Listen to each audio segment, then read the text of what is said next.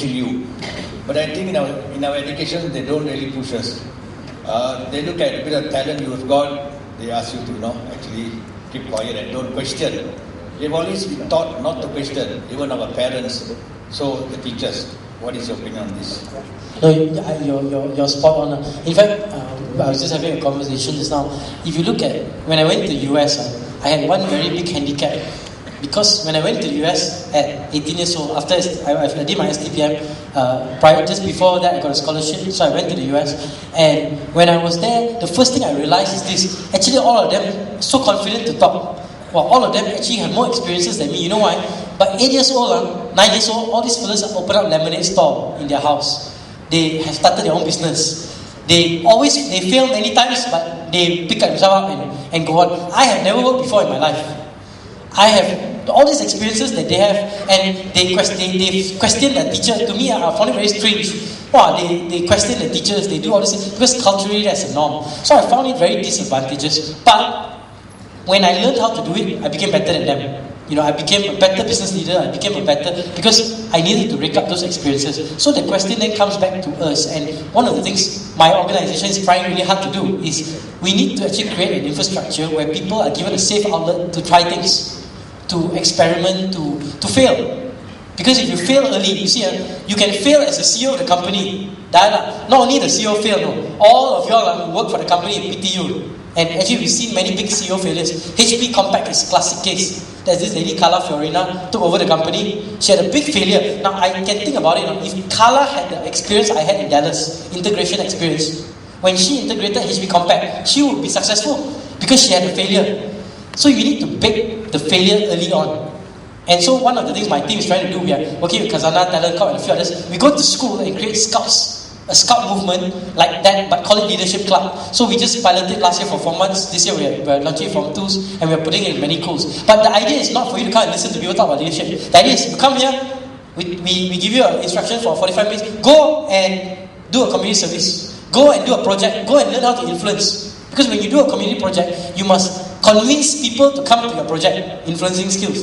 You must have project management skills. You must have all these different leadership skills that come to the plate. Now, if we give our kids these experiences early on in life, they will become much more confident, one thing, and then they will also become better leaders. Because when the time comes for them to do strategy, they already, I know lah. Because last time when I was 15 years old, I organized this big community service and how we turn around this orphanage and so on and so forth. So it's very important they have this experience. The problem with this is, do you know who makes a leader? And Hillary Clinton wrote a book about this. He says, it takes a community to build a leader. A leader cannot be built. I was not built because my parents were good. Partly my parents did this, partly my headmaster, partly Moqtadari, partly my friends. Because funnily, my friends, all 5 of us, this guy, my best friends, Dr. Goh Chi Leong is now the head of Health University, the Dean of Health. Edmund Bond is the head of Human Rights. These are all my friends. So all 5 of us are somewhat prominent people in Malaysia at a relatively young age, partly because each of us push each other. So friends are important, infrastructure is important.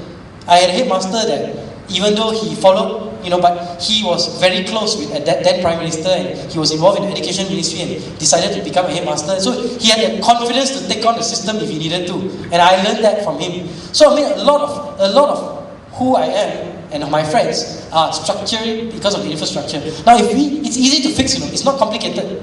It's not complicated things. All we need is parents to take a role in the development of leading leaders. If all of you say, I want my secondary school to have a leadership club. I want my kids to have experiences. Don't just study. I want them to make sure they every weekend go and do one community project. I want it easy, very easy, not complicated at all. It's about giving these kids experiences, and this will enable them to become leaders. But it's not me, it's not 10 people, it's the entire community has to believe that this is what, they have to understand that leadership is not Maggie Me. It takes a community to be a leader. It starts, in fact, if you really look at the real essence of leadership, Richard Branson, when he started, when he was 5 years old, what his mother used to do? Leave him 2 kilometers away from home and say, find your way back from home. So his spirit of adventure began at 5 years old. It was stuck in his brain because before 7, you teach your kids certain things and it becomes DNA. Okay? So Wayne Rooney, all the things he learned was before 7. Okay? Okay, and I went through, Everton has this thing called School of Science. They go through scientifically how to manipulate the brain before you're 7 years old, so that the kids are better footballers.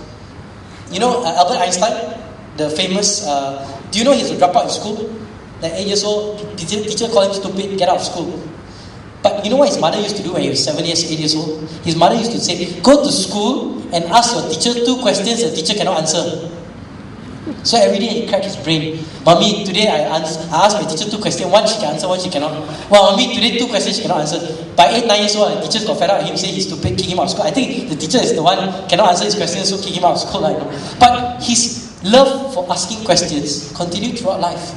And one day he was a watchmaker making watches in Bern in Switzerland. One day during the workshop, he asked a question about the relativity of time. And he couldn't answer it. Nobody could answer it. So he said, let me find out the answer. And he became one of the greatest, physicists, and one of the greatest, the theory of relativity and the theory of time. I mean, Albert Einstein, a dropout, didn't even have education. 8 years old, dropped out of school. Because he had this curiosity, keep asking questions. Who invented the questions? His mother. Before, he kept asking. So if you really look at it, it's actually simple stuff, But each of us has to play the role. Parents, teachers, institutions of education, the businesses, especially business. Always yesterday, 2 days ago, was it Wednesday, I was sitting in a forum with Dr. Sri Jamaluddin, who runs Axiata, with a couple of business leaders, the McDonald's CEO. And my point to them was, I think that the problem with no leaders in companies is actually not the university's problem.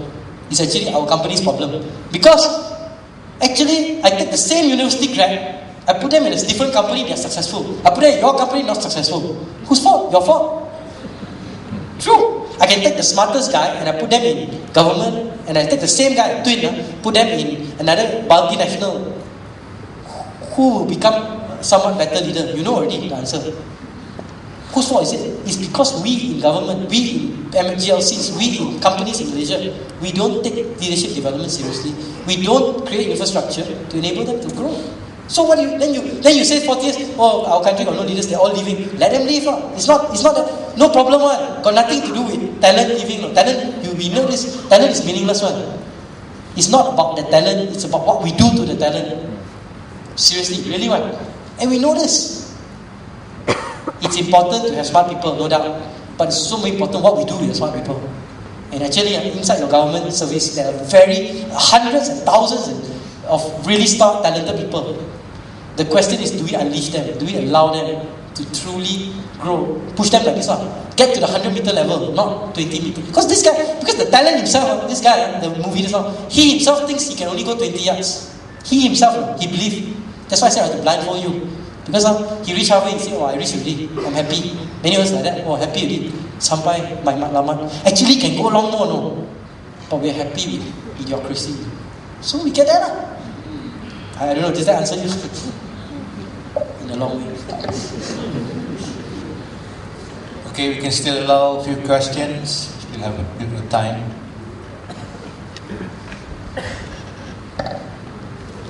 Sure. Okay, sure.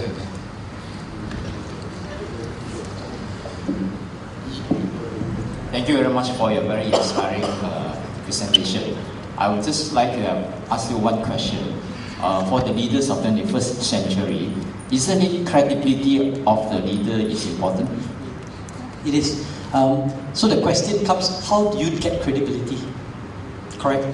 Because credibility is slightly different in the 21st century with the rest. Because in the old days, if you work hard and you put in your time, you reach a certain status, you get credibility from the position that you own. But today you see people like Mark Zuckerberg, you see people like young punks, young kids get credibility, but even though they're 20-something. So it's not about the time, it's now the credibility starts to be on a couple of things. In business, I think credibility comes from functional expertise. If I had an opportunity to interview a lot of global leaders, Andrew Grove from Intel, Jack Welch, Herb Kelleher from Southwest, a lot of business leaders. One of the things I found very interesting with those business leaders is that all of them are expert in something. They were from finance background, or IT, or something. They spend 15, 20 years going very deep in their function. So they have significant credibility. Okay? Then they become general managers. So they were not general manager all the way. They actually built credibility somewhere, then go into general management. So they always have a basis, and this is where confidence comes from. If you're expert in something